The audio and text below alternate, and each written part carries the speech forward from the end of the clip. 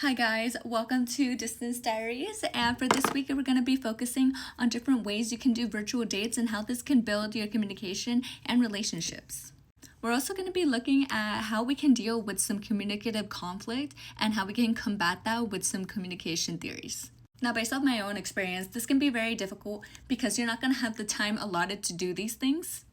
So because of that, I want to remind you to be intentional with the things you are saying and plans you are making with your partner. This week, we're going to be introducing some other theories that involve interpersonal communication, which is essentially the communication between you and other individuals. So some we're going to be looking at is communication accommodation theory, which was first introduced by Howard Gills in the 1970s. Social penetration theory, which was introduced by Altman and Taylor in 1973. Also interpersonal communication. And our old friend SIP. So yeah, let's dive into this week and I'll see you at the next pit stop. Bye. Hey girl. Hey, what's going on? Nothing. I just been a little bummed out because everyone's getting to do something cool for the spooky season with their partners and my boyfriend is 5 states away. I totally get you, but that doesn't mean you guys can't still do other fun things. Yeah, I guess, but how is that supposed to help with our relationship? Like, usually it's being there with the person that counts. Now he's kind of far away. How are we still able to make that connection when we're far away? That is a great question, and so let me help you out with what I learned. And you're here again too, so let's get started. So it's officially October, it's spooky season, and all you want to do is cuddle up, watch some horror movies, eat some spooky cupcakes or treats with your bae, but bae's not here. Trust me, I've been there. So let's start our next segment called Love Unplugged. So we are going to refer back to our old friend SIP.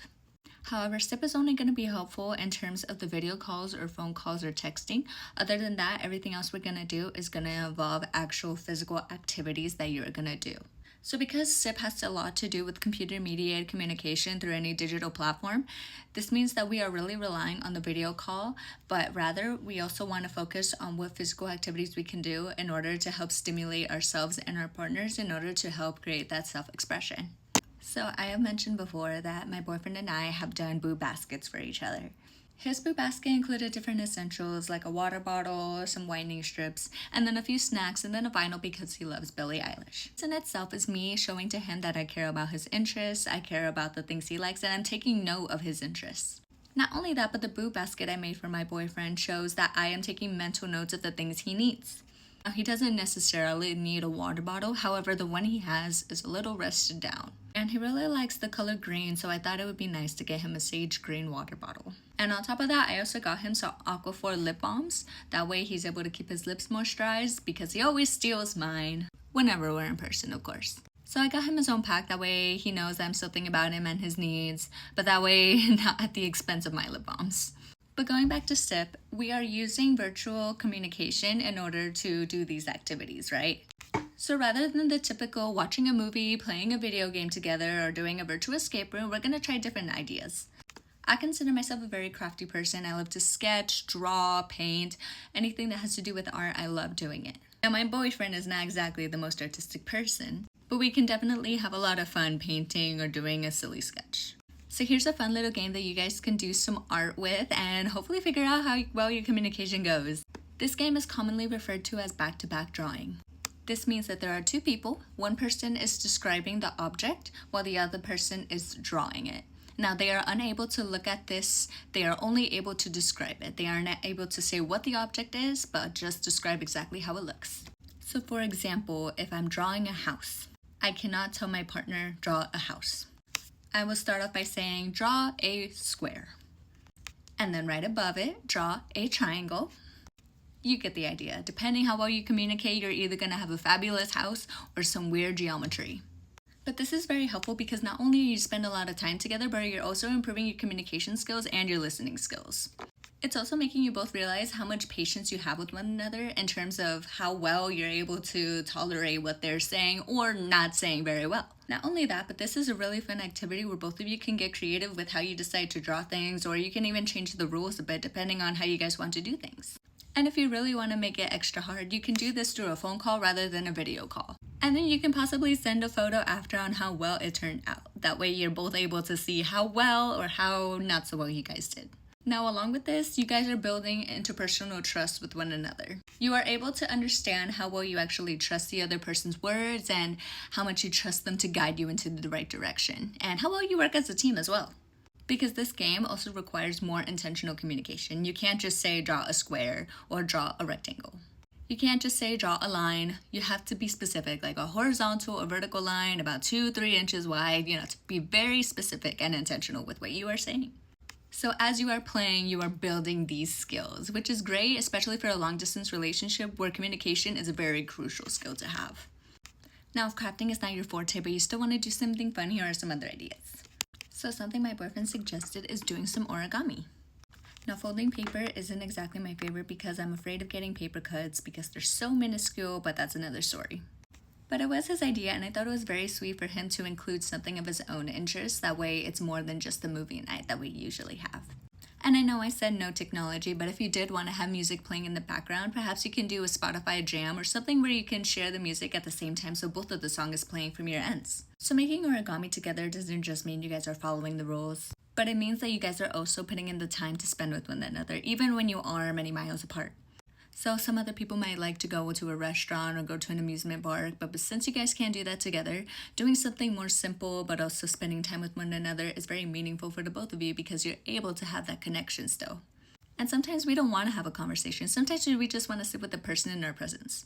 So aside from that, you're probably wondering how social information processing theory is improving our communication just because we're spending some time together. Well, based off an article from Arminio Ramirez Jr., it is stated that communication exchange between computer-mediated communication will take longer period of time to build rather than an in-person relationship. So therefore, what I am saying is the long-distance relationship is going to take a longer time to build than an in-person one. But this isn't exactly a bad thing. Because if you truly like someone, isn't it nice to know that they're putting in more effort than an actual in-person relationship would? They are putting in twice as much effort than a normal relationship would because they are putting in the time to see you virtually and creating virtual dates. In fact, the research states that the computer-mediated communication through virtual digital platforms often meets the amount that a face-to-face relationship would. This means that if you are in a long-distance relationship, the development of the relationship is just as long as it would be for a face-to-face relationship. Basically, what I'm saying is you guys are equally successful to have a good relationship if you're long distance as you are face-to-face. You just have to put in the time. However, it also means that you guys are more intentional with the long-distance relationship because you are actively putting in the time rather than just seeing them in person for convenience. You have your own life aside from your partner, especially if you're long distance. So you might have your job to attend to, or you might have school or some other activities, but you can't visit your partner right after because of the distance. Therefore, you are making the effort to see them through video call or through text or through a phone call because they are someone that matters to you. It is not just about convenience when it comes to a long-distance relationship. This means you guys are truly wanting to have this connection. And because of that, having this time with one another makes you stronger. And I'm going to add in another theory here for you just so you guys get a better idea. Have you ever heard of the social penetration theory? It is often referred to as the onion theory because the whole theory consists of getting to know a person requires peeling back the layers or getting to the nitty-gritty before you get into the deep stuff.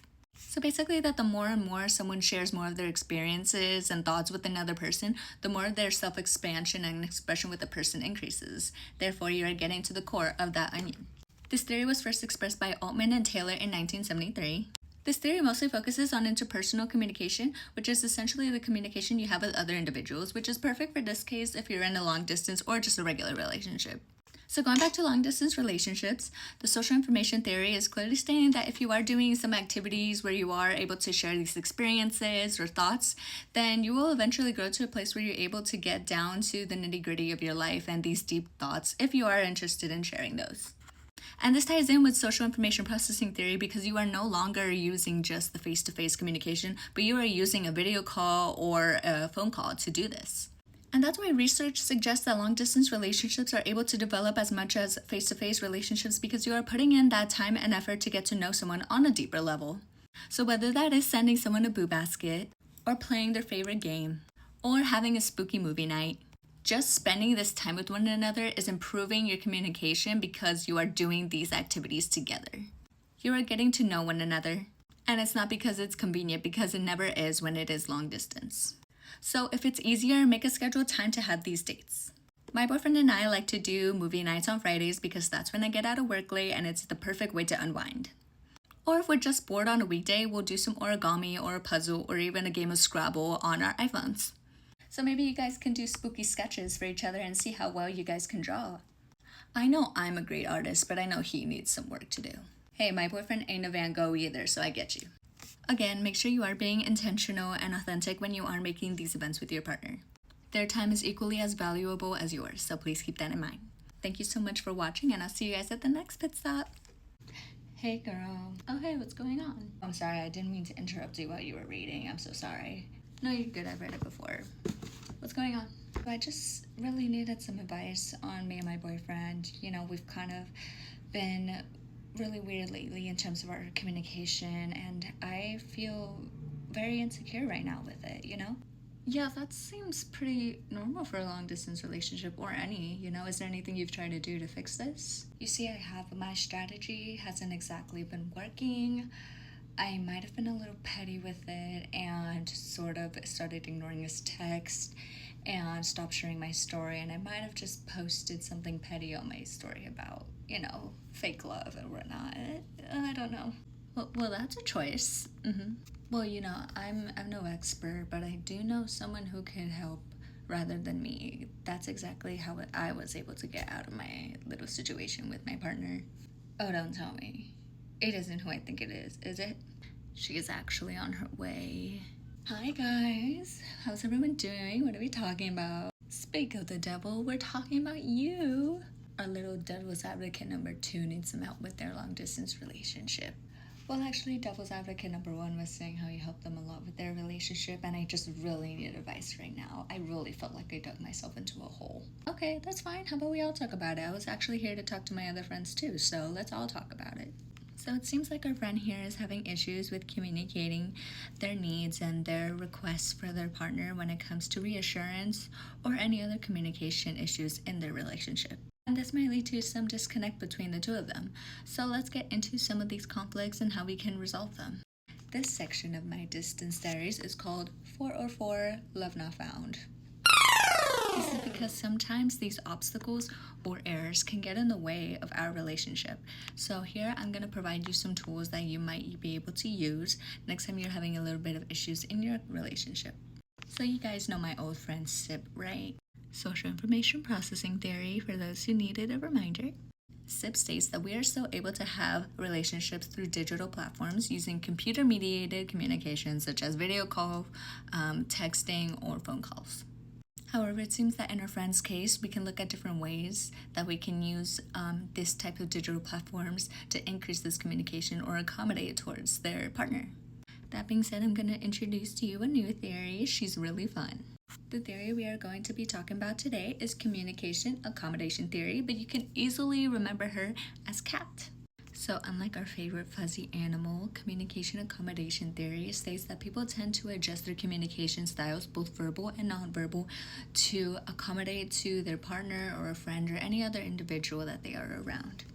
And the way we tend to do this is either to converge or diverge our communication styles. So what exactly would converging our communication style look like towards our partner? So what this might look like is when you converge to your partner in a long distance relationship, you might look at things like converging or changing your tone, your language, or even the things you say in order to accommodate to their needs. So if your partner is constantly a jokester, but they can see that you really need some support right now, and since they're not there to exactly give you a big hug, they might use their words in order to comfort you. So rather, instead of using their humor, they are going to use more comforting words that you might enjoy more in order to feel like you're being more nurtured and understood and that you really do matter to them. Another way that your partner can converge to you or vice versa is if you rather have a certain way of communicating online. So for example, if you prefer to do video calls over text, then perhaps you want to express that boundary towards them. It is also very common that texting while being in a conflict can be very misinterpreted. So sometimes having these face-to-face conversations while having some sort of conflict is best. That way tone or a certain word or language or even a symbol is not misinterpreted. Sometimes a simple period can make a girl overthink. Okay. Therefore, if we look at our little friend's example of how they communicate to their partner, it may come off as negative or there's just a lot of pushback. And what they were essentially doing is cutting off that channel of communication. As they had mentioned, they removed their texts, they stopped sharing their location, and on top of that, they were still able to post something to show that they were ignoring them and still somehow throwing shade towards them. So not only did you tell your partner that you were very upset with them, but you also told them that you were purposely ignoring them and would rather not talk with them, which, yes, can come off as petty and can therefore lead to more issues and problems later on down the line. So in order to prevent this from happening in the future, the next time you are having a conflict, rather than automatically shutting off your location or ignoring their text, something you can easily do is inform your partner of your needs. So if your partner happens to be the person that needs the space when they are upset, so a way that you can address this is either send a quick phone call or a text saying that you understand that they need their space whenever they are upset during a conflict. So let them know you understand that and that you will be there when they are finally ready to talk. Because this gives them the opening to deal with the conflict in their own way and regulate their emotions before they address you. Because otherwise, they might do something that might also be petty towards you. And let's say you are like my friend here who already did all these things and feels like there's no way out of here. Then this is when you come in with your validating statements. At this point, you want to apologize for the steps you took and let them know that you understand that what you did was wrong and they probably made them feel really bad. You want to make sure you're as sincere as possible, and ideally you want to do this over the phone to phone or a video call, because that way they're able to see your face and engage with you with your verbal and nonverbal cues. Then you can possibly jump in and let them know that in case they need space, then you're there to talk, or if they would rather solve it right then and there. The idea here is that if you are the one at fault, then you want to be the one that takes the steps first to converge to their communication accommodation, because they're the ones that are being the victim at the moment. Then if you're able to settle this right then and there, then you can talk about your concerns as a couple and things that might help you regulate your emotions when you are in conflict. That way you're able to express the things that they can do to converge to you, such as if you'd prefer more communication or more reassurance, and that way you're able to let them know your needs then. And sometimes this can be difficult because they might not be used to it. So instead of leaning towards one over the other, you can start off by staying in the middle ground where you both can find a common way that you can communicate. So if one person prefers to use short sentences while the other one writes long paragraphs apologizing or showing their appreciation, then this is when you jump in and let them know that you appreciate when they use more words and more ways to speak rather than just automatically being completely shut off. That way you're able to meet in the middle and find something that works for the both of you. That way neither of you are disappointed with each other. I tend to do this a lot with my boyfriend because I love to hear words. Meanwhile, he's just very short and direct to the point. So there will be times when he is really busy and I just really want to talk about something, but we can't because of our situation. So therefore, what he does is he understands that. Therefore, when this happens, he talks to me, validates my feelings, and understands that the situation is frustrating, and he reassures me that we will have a conversation later on when he's no longer busy. That way, we're both satisfied with the solution for now until we're able to get to that conversation. And this isn't always easy because sometimes you will still have those obstacles in the way of your communication that you will still have to go through. You can be having a video call, but you looking off to the side or using a monotone voice will have your partner feeling disinterested or that you don't care for them. So even though you're doing exactly what they need you to do, there's more to converging to their communication than just the words and the phrasing you use, but also the tone and the way you present yourself. So if you are having these conflict resolutions face-to-face through video call, then keeping eye contact, nodding, and smiling will have them understand that you are listening. This goes along with maintaining that accommodation communication towards them. That being said, I recommend that you go ahead and apologize to your boyfriend and let them know that you are sorry, and if they're ready to talk, then you are there to listen. Okay, I see what you're saying. I really appreciate it. Thank you so much. Of course. Remember that communication takes practice, especially when it comes to the people that you love. You'll realize that you have some habits you need to get rid of, or some that you have to adapt. But it's for the greater good of making sure you have a healthy and stable relationship.